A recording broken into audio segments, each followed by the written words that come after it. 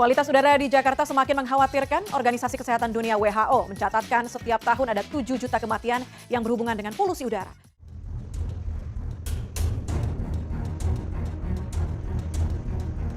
Di sekitar permukiman warga, kondisi anak sungai Krukut ini sangat menyedihkan.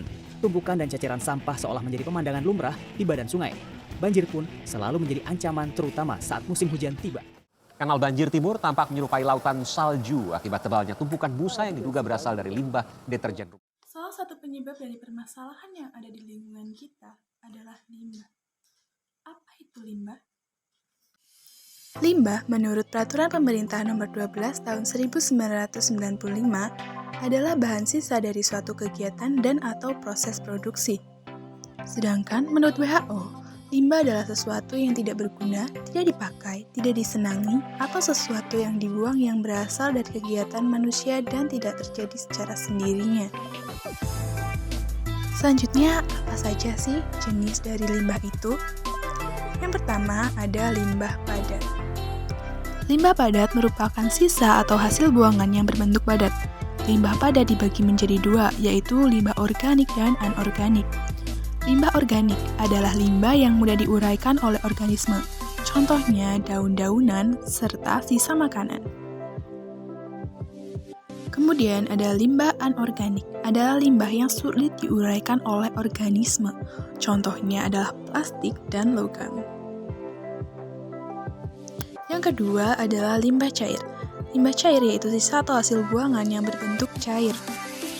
Contoh limbah cair yang kita hasilkan yaitu air sabun, air deterjen sisa cucian, air cucian daging, buah, dan sayur, serta air tinja. Yang ketiga ada limbah gas, yaitu limbah yang memanfaatkan udara sebagai medianya. Saat kita berkendara, kita membuang limbah berupa asap dan karbon monoksida. Limbah gas dari pabrik biasanya berupa asap, partikel, serta debu. Apa saja bencana yang dapat terjadi apabila tidak mengelola limbah dengan baik? Yang pertama adalah banjir. Banjir bisa disebabkan karena kita tidak mengelola limbah padat kita dengan baik sehingga menyumbat saluran air. Selanjutnya, hujan asam. Hujan asam disebabkan karena sulfur dari asap kendaraan dan nitrogen di udara yang bereaksi dengan oksigen membentuk sulfur dioksida dan nitrogen oksida. Timbulnya berbagai penyakit. Dilansir dari unicef.org, hampir 70% sumber air rumah tangga di Indonesia tercemar tinja. Hal ini dapat mengakibatkan penyebaran penyakit diare. Kemudian ada berbagai pencemaran, seperti pencemaran air oleh limbah cair maupun limbah padat.